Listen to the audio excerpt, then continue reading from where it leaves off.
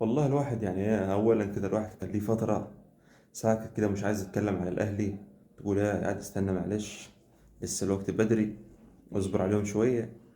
لكن يا باشا اللي حصل النهارده ده يخلي الواحد ايه لا يتكلم كده ويفوق لا لولاد ستين اول حاجه يعني النهارده ما لعبناش. ببص، بربع جنيه كوره، ربع جنيه كوره الاهلي ما لعبش بيه النهارده. هنقول لايه السبب؟ ده هجيبها لكم من اول الراجل اللي واقف ده مش عارف انا ده يعني ايه الفرق، مثلا ايه الحلو فيه ده اللي احنا مثلا نمشي موسيماني ونجيب ده. يعني انت مشيت موسيماني بناء على ايه؟ بناء على ان انت هتجيب واحد توب، واحد عالي، واحد يعرف يقرا الملعب.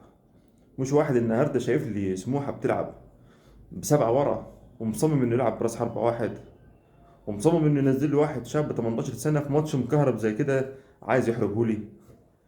وفي الاخر برضه صابر صعني يا سيدي، إيه نزل الجناح قوي يا سيدي، اخر كريم فؤاد وطلع محمد هاني بره. تروح تطلع من كريم فؤاد بره وتخلي لي محمد هاني. هو في العموم الفرقه كلها كانت خربانه. كاس عالم ايه اللي عايز تلعبوه؟ كاس عالم ايه اللي عايز تلعبوه شويه خواجات يا راجل؟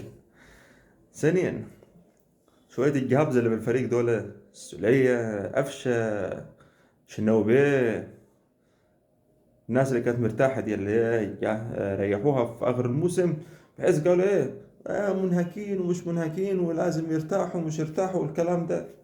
أيكم يا سيدي ارتحتوا وفوجئنا، مش فوجئنا، لقينا نفس الأداء، نفس الأداء اللي هو إنه بيه السنة اللي فاتت اللعبة دي، هو اللي بادئين بيه. ده معناه إيه كده يا باشا؟ إن اللعبة دي خلاص كده فستك. اللعبة دي فست خلصت اللي عندها مش هتديك تاني. وثانيا، الناس اللي عماله تقول لا عايزين صفقات وبنطالب بصفقات والكلام ده، عشان انت تجيب صفقات تقدر تسند بيها الفريق، استحالة الصفقات دي تبقى في يناير.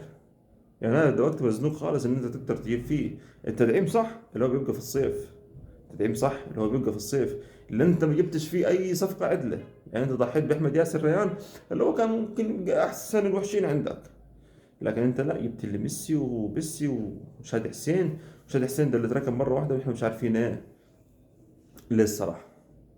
نفضل لحد دلوقتي بس عموما كده يعني، ان من النهارده بيجينا نشم ريحه مين؟ لاسارتي ربك يسترها في كاس العالم او العام.